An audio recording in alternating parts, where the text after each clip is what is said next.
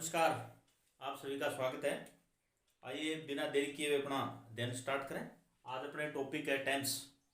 Tense यानी काल। The tense of a verb shows the time of an action और event. Tense है यानी क्रिया का रूप जिससे हमें किसी काम और घटना के समय के बारे में मालूम हो, टेंस होता है। अमूमन टेंस को तीन प्रकार से बांटा गया है, जिसमें पास्ट टेंस, प्रेजेंट और फ्यूचर टेंस। फिर प्रत्येक टेंस के चार भागों में बांटा गया है। सिंपल है, इंडेफिनिट है, कंटिन्यूअस या प्रोग्रेसिव कहें, परफेक्ट और परफेक्ट कंटिन्यूअस। तो टेंस ये हुई अपने सामान्य जानकारी। अब अपने आगे पढ़ेंगे टेंस के प्रत्येक भाग के बारे में। आज अपने टेंस के प्रेजेंट जो टेंस है उसका प्रथम भाग सिंपल प्रेजेंट के बारे में पढ़ेंगे। तो heading number 1, simple present tense. Simple present tense यानी साधारण वर्तमान काल,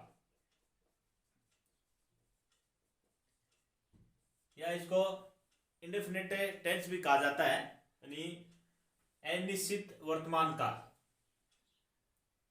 तो इसकी जो आइडेंटिटी है, आइडेंटिटी शॉर्ट में जिसे आईडी कहते हैं, पहचान। हिंदी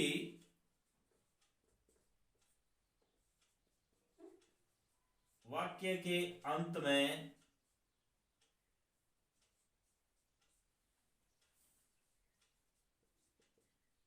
ता है, ती है, ता हूं, ते हैं, या फिर है, हूं, हैं, ये शब्द आते हैं। यानी हिंदी वाक्य के अंत में ता, ती, ते, है, हूं, है इनके साथ लगा होता है। ये तो अपने हिंदी जो साधारण जो सेंटेंस है, जिसको अपने छोटे छोटे टेंस है उसको हिंदी से इंग्लिश में ट्रांसलेट करें तो अपने छोटे विद्यार्थियों के लिए ज़्यादा उपयोगी है। अब अपने इसमें इंग्लिश के जो वर्ड है, इंग्लिश में जो पहचान हो, एडवर्ब जिसे कहते हैं, जिसमें जैसे एलवाई वाले वर्ड, एलवाई वाले शब्द, जिसमें दिल्ली है,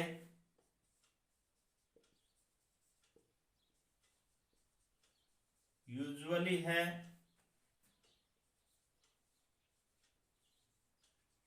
जनरली है, रेयरली है,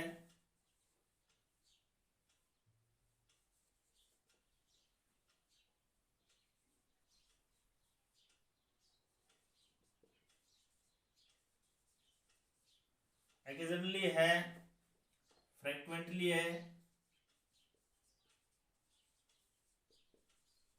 फ्रेक्वेंटली है,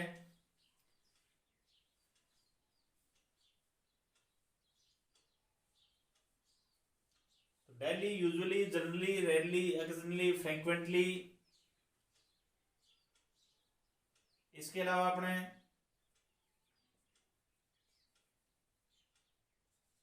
नेवर, ऑफन,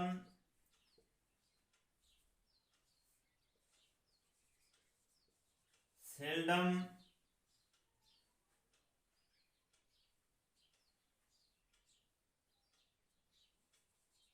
इसके अलावा ईच है,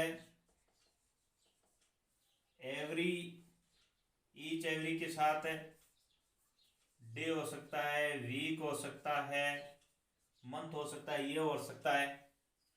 इसके अलावा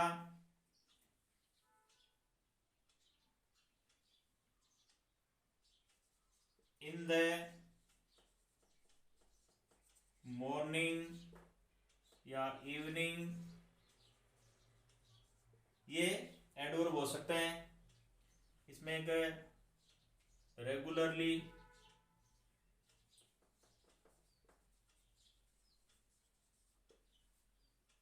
ये एडवर्ब आते हैं। डेली है, usually, generally, rarely, occasionally, frequently, regularly, never, often, seldom, each every के साथ डे वीक आ सकता है, इन द मॉर्निंग, इवनिंग। इसके अलावा बात करें तो इसमें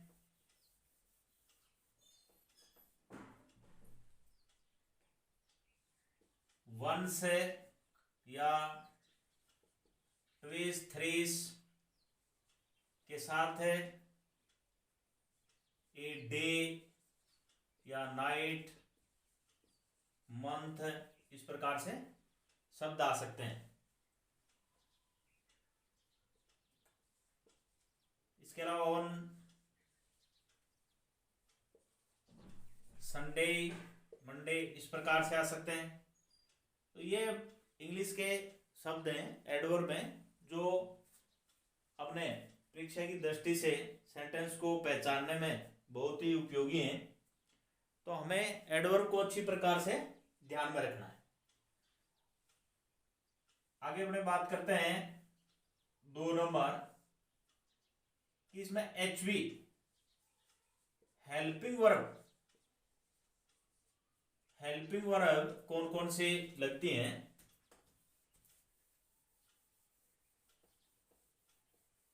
तो इसमें एफर्मेटिव जो सेंटेंस है, एफर्मेटिव सेंटेंस में, एफर्मेटिव सेंटेंस में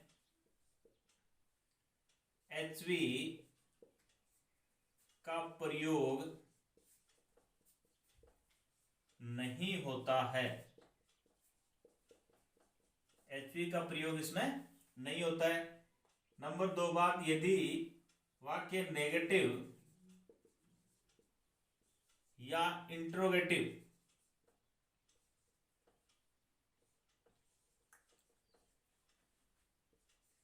इंट्रोगेटिव सेंटेंस में सिंगुलर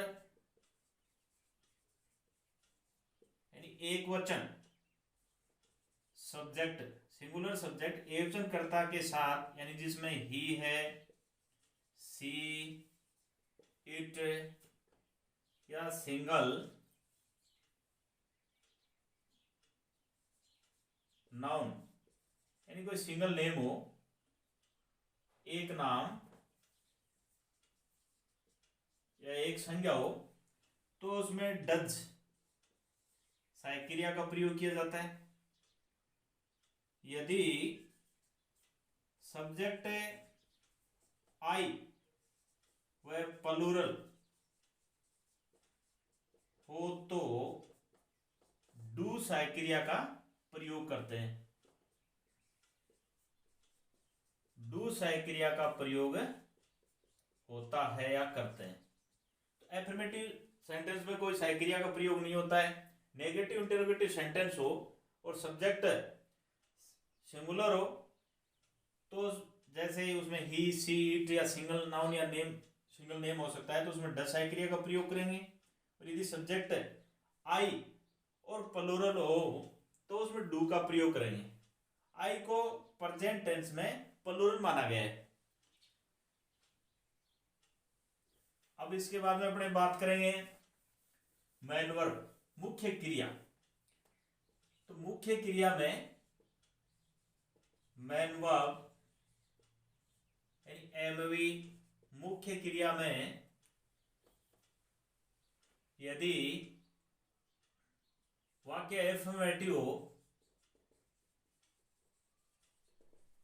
एफर्मेटिव सेंटेंस हो, एफर्मेटिव सेंटेंस हो और सब्जेक्ट आई वह प्लूरल हो तो वर्ब की फर्स्ट फॉर्म का प्रयोग होगा।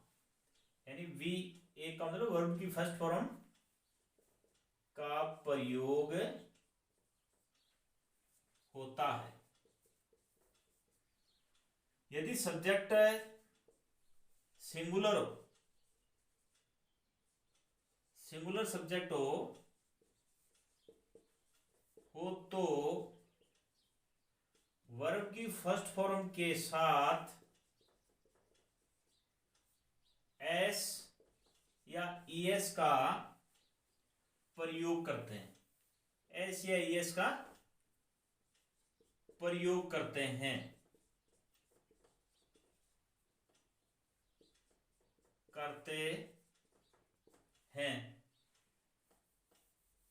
यदि सेंटेंस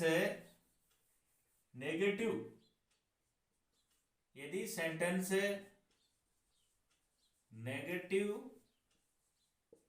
और इंट्रोगेटिव हो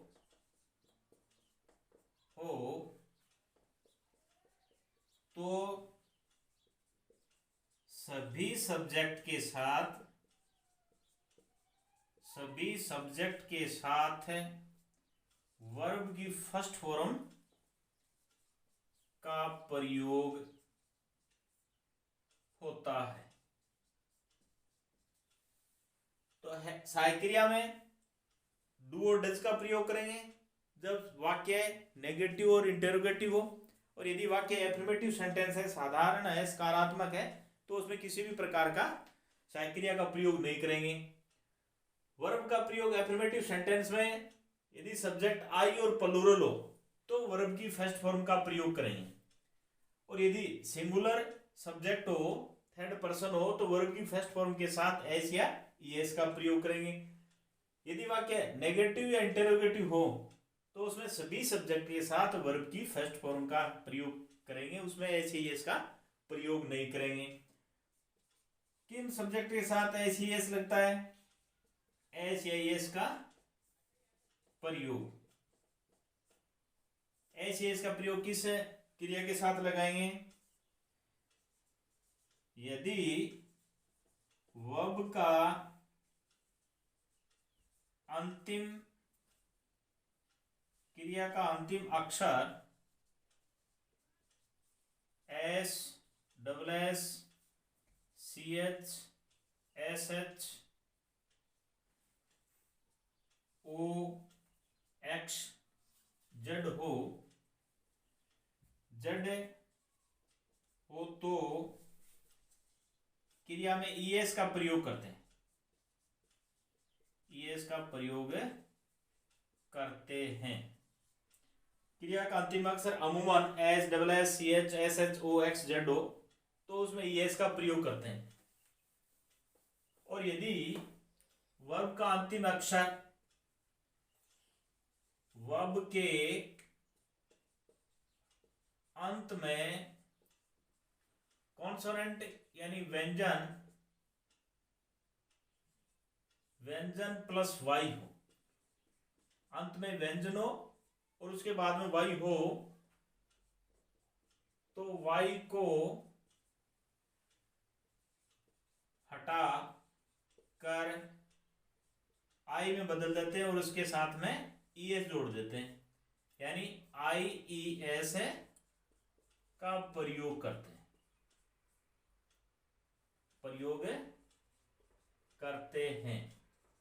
वाई को हटा देते हैं, उसकी आई लगा देते हैं और ईएस लगा देते हैं, तो आईएस का प्रयोग करते हैं। जब अंत में वाई और वाई से पहले कॉन्सोनेंट हो, व्यंजन हो, तो ही शेष क्रिया के साथ है एस का प्रयोग होता है। तो ये थे अपने सिंपल प्रेजेंट में सहायक क्रिया, मुख्य क्रिया, एडवर्ब,